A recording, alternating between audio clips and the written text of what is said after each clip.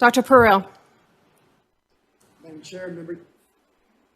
Madam Chair, members of the committee, thank you for allowing me to speak. My name is Tom Perrell. I'm a physician and president of Democrats for Life of Colorado. I'm here in strong opposition to 1279. The Reproductive Health Equity Act would abolish any restrictions on abortion. This goes far beyond the tradition of Roe and Casey. It states that the developing human embryo and fetus have no value and no rights under Colorado law. This is a radical position which is unparalleled in the world. The bill allows discrimination on the basis of age, sex, race, and anticipated disability.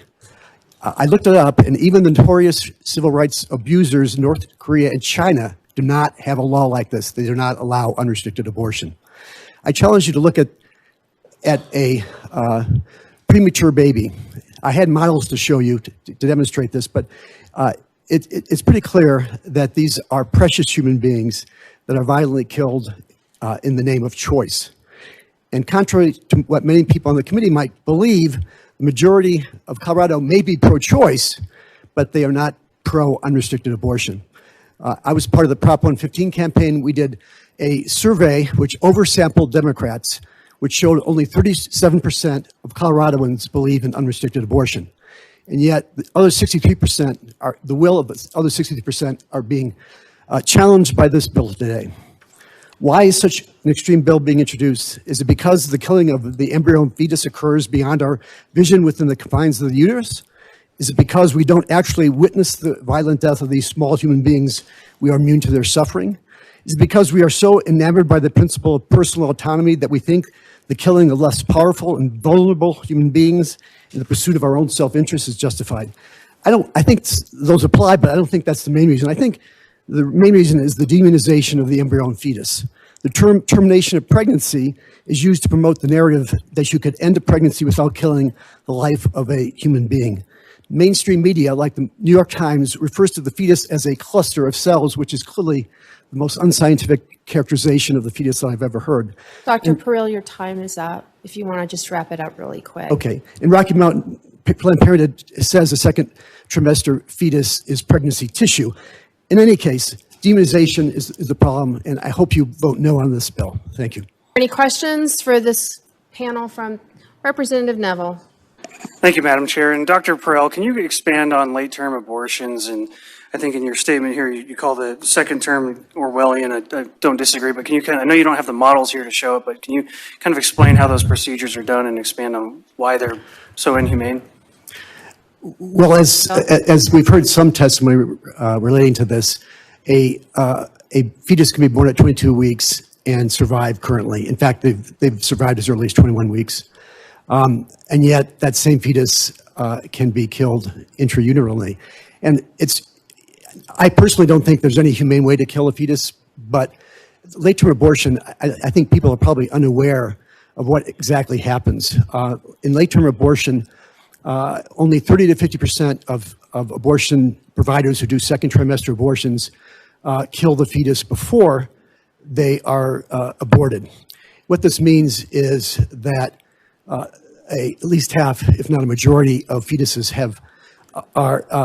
meet their demise by the dismemberment during the abortion process. The cervix is dilated, a forceps is basically inserted in the uterus, and the first appendage that is clasped is pulled out, and so they're literally dismembered in the process and they have the ability to feel pain by everybody's estimation, at least by 22 weeks, and some people as early as 12 weeks.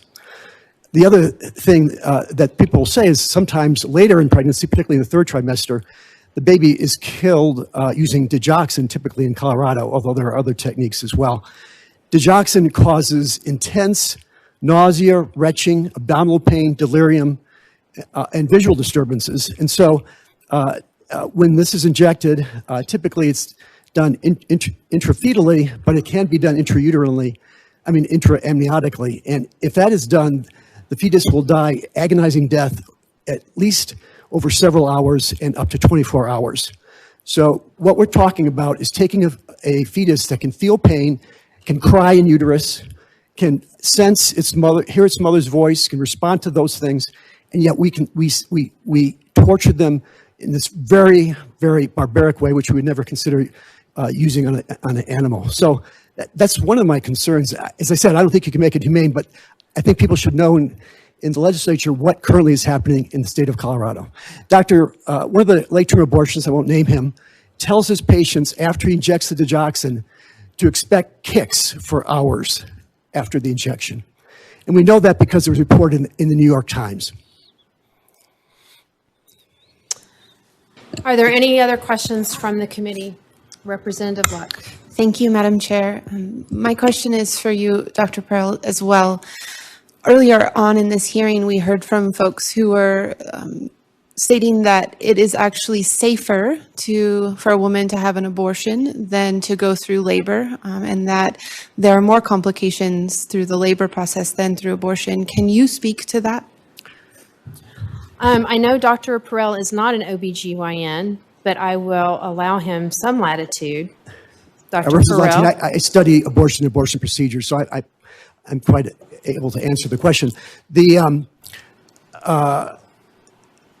The risk of abortion increased 38% per week based on the CDC.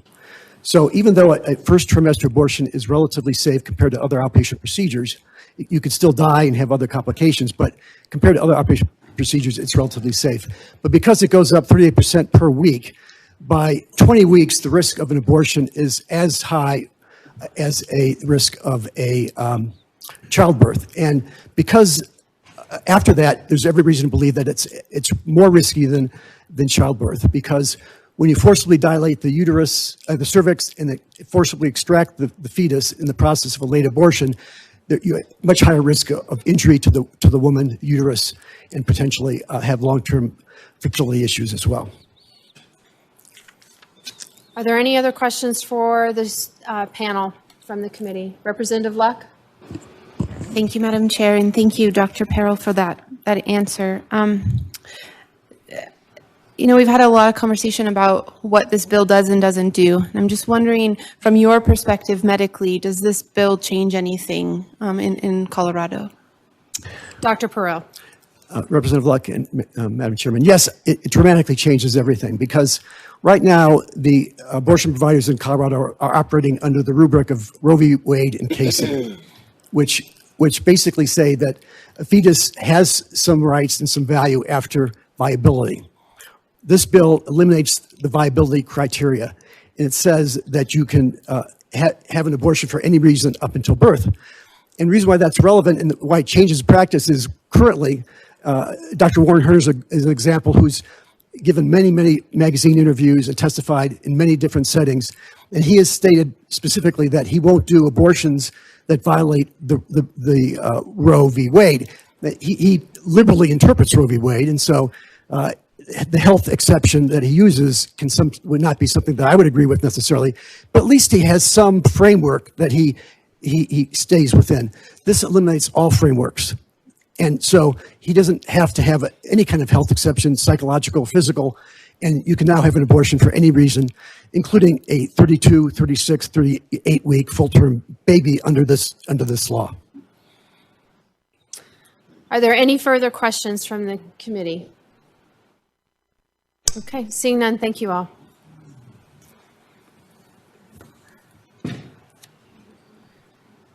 Okay.